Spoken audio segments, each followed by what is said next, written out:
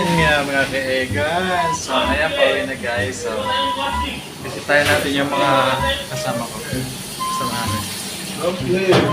Si Machik Ne. Machik Ne. Hello friend, how are you? Baho! Hello! Yeah, chicken. Hello, nakarungali. Hello, Yuki! Surprise! What are you doing? What are you doing?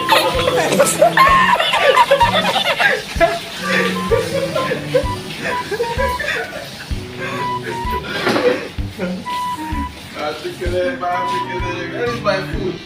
Son Michael from Nigeria. Yeah! Woo!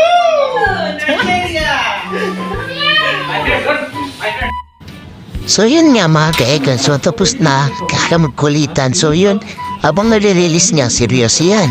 Seryoso sa pagtatanong about sa pag-i-edit na ng video sa pag-vlog. So sabi ko hindi naman talaga madali pag nag-i-edit ka kasi more time naman talaga pag gumagawa ka ng ganito laro na pag nagbo-voice over. So yun nga, habang nag-release yun na nag-uusap tapos yan. At yun nga mga ka-egan, kala ko tapos na sila sa pangumulit. Sobrang kakukulit talaga ang mga kasama ko. Kahit nasisirmonan yan, ganun lang talaga sila kakukulit. Tingnan mo naman ginagawa na naman yan. Sobrang kakukulit talaga. Oh my God! Hirap po may vlog din.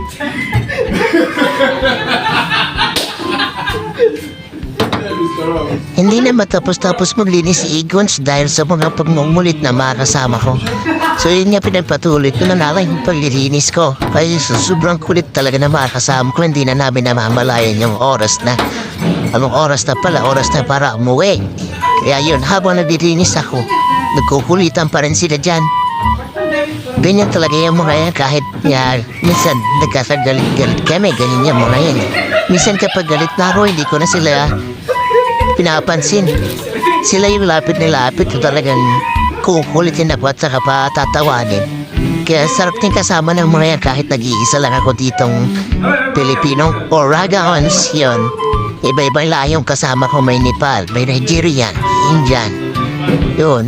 Pero masaya silang kasama sa trabaho. Talagang masayahin lang to yun. Masayahin na tuyuin yung mga yan. Pero okay lang kasi sarap naman sila kasama sa trabaho.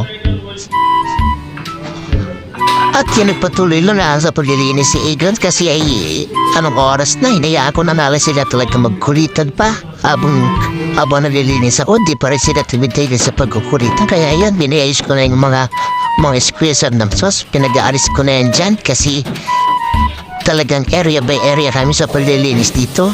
Yan kasi yung area kong yan. Yan yung pinakamalaking area dyan na nililinisan ko. Pagka time to closing na. Kaya yun.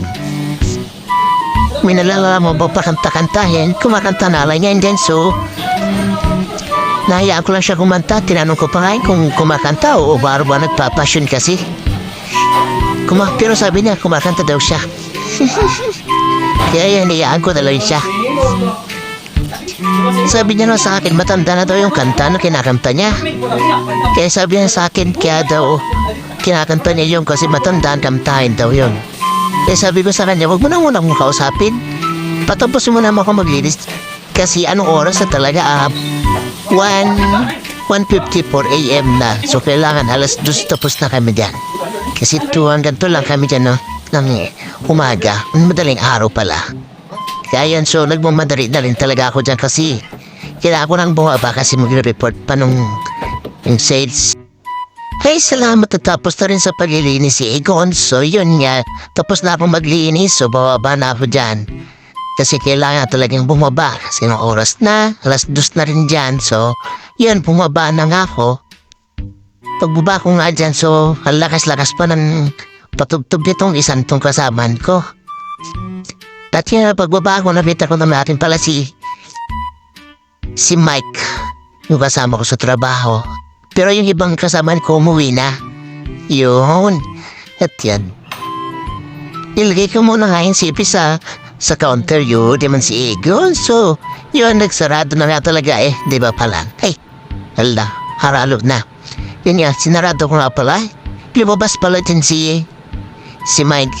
Kasi nagtapon siya ang basura, so inabangal ko lang siya. Okay. Tapos yun, sinarado ko na nga pala yung likod. At yun nga, pagkasara ko ng pintuan, may nalalaman pa naman to si Egon. Kunwari, lalagay yung camera sa baba para palabas na ako. Yun. Tapos yun nga, pagdating ko dun sa labas, so nakalimutan ko. Kaya mga ilo pala, kailangan ko ng protein isa-isa. Tapos yun, pinatay ko nga sila ng isa-isa. Kasi yung isang kasamaan ko sa taas, hindi pa siya tapos maglinis. So inantay ko pa rin.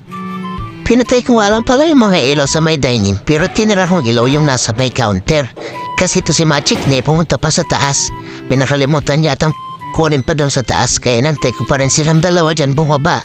Medyo natagalan pa nga silang bumaba dyan. At yun nga, bumaba na si Magic ne. Nantay ko na lang yung isang kasamaan ko para magka-uwi na kami. Kasi anong oras na talaga, so yun, kakain pa kami. At yun nga, in a few minutes, bumaba na rin siya. So hanggang dito na lang guys. Bye! Egons na naman! No!